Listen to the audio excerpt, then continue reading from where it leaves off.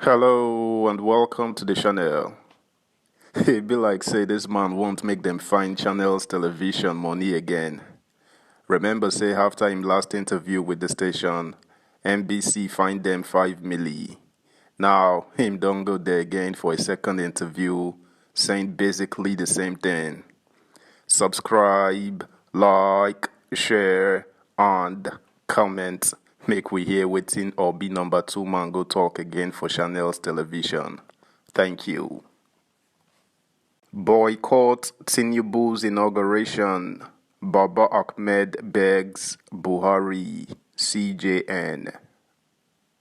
The vice presidential candidate of the Labour Party LP, Yusuf Datti Baba Ahmed, has appealed to President Muhammadu Buhari and the Chief Justice of Nigeria, Olukayode Ariwola, to boycott the inauguration ceremony of the president-elect Asiwaju Bola Tinubu on May 29, 2023. Baba Ahmed made this call while speaking in an interview on Channels Television on Friday. According to him, swearing in a ticket that has not yet met constitutional requirements is tantamount to violating democracy. The Labour Party vice presidential candidate said the chairman of the Independent National Electoral Commission (INEC), Mahmoud Yakubu, shouldn't have issued a certificate of return to Tinubu.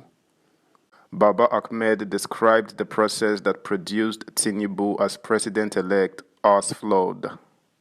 He said, swearing in a ticket that has not met the constitutional requirements of the Constitution. Whoever does not meet the constitutional requirements must never be sworn in. Mr. President, do not hold that inauguration. CJN, your lordship, do not partake in unconstitutionality.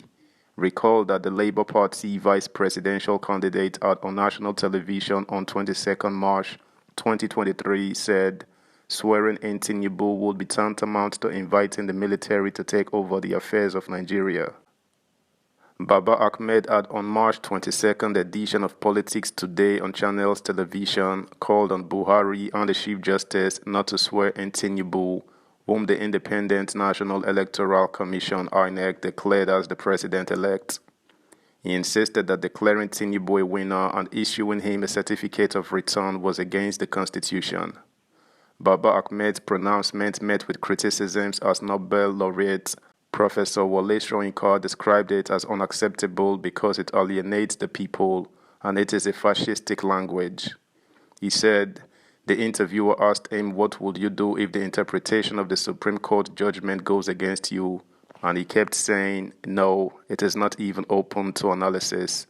This is trying to dictate to the supreme arbiter of the nation. The Supreme Court is an institution we should all refer to sooner or later, if not today, but tomorrow, if not this election, the next. But Datti kept saying, no, the Supreme Court has gotten its wisdom to agree with me. That is what is known as fascistic language. It is not acceptable. And for me, it alienates the people. It alienates even supporters. This is intimidation, and it is unacceptable. And I refuse to be part of that kind of language. Meanwhile, Soyinka said he had warned the presidential candidate of the Labour Party LP, Peter Obi, on the excesses of his supporters, otherwise known as obedience. He maintained that his rejection of fascism wasn't new and that on 3 occasions he was able to send Obi a message that if he lost the election, it would be his followers who lost it for him. He stated, what I have read, at least thus far this morning, extracted from a 1.5-long interview conducted a week ago with Channels Television, brings once more to the fore the critical responsibility of the media in transmitting the spoken, even recorded word to the public.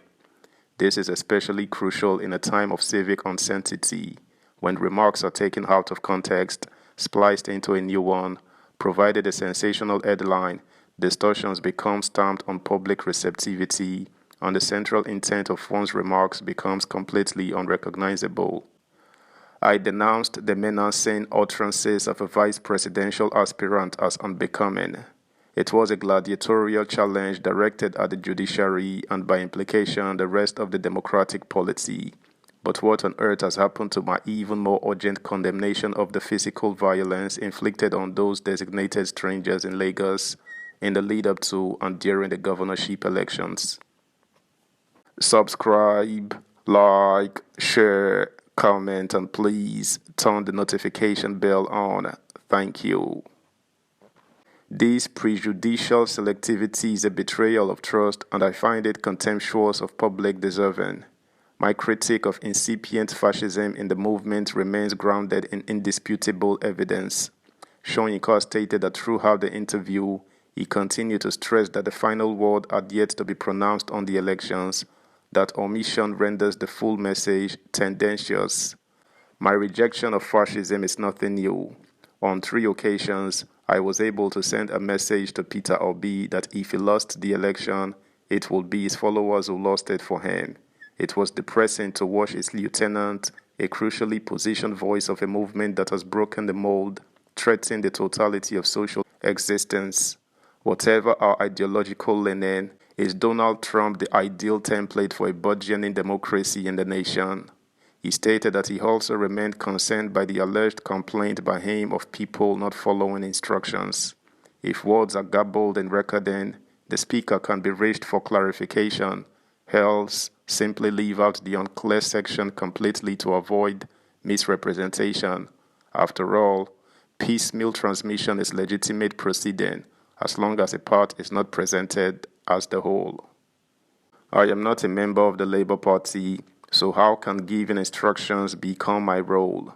Like a number of others, I have admittedly contributed to the making of this moment, going back several years, and it is painful to have the followers of such a movement send it slithering backwards and down a fascistic slope, Shoyinka said.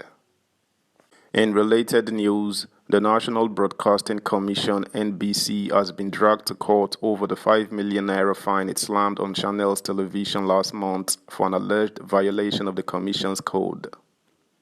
On March 31, 2023, Channels Television was fined 5 million naira on the heels of the appearance of the vice presidential candidate of the Labour Party, Datti Ahmed, who said swearing in the president-elect Bola Tinubu would mean an end to democracy in Nigeria. Following this incident, the Incorporated Trustees of the Social Economic Rights and Accountability Project, CRAP, and the Center for Journalism, Innovation and Development, CJID, have asked the Federal High Court sitting in Lagos to determine whether the arbitrary fine of 5 million naira imposed on Channels Television by NBC is not in breach of the principles of fair hearing and right to access to information by the public. That's the news, guys. Thanks for listening. Until next time, bye.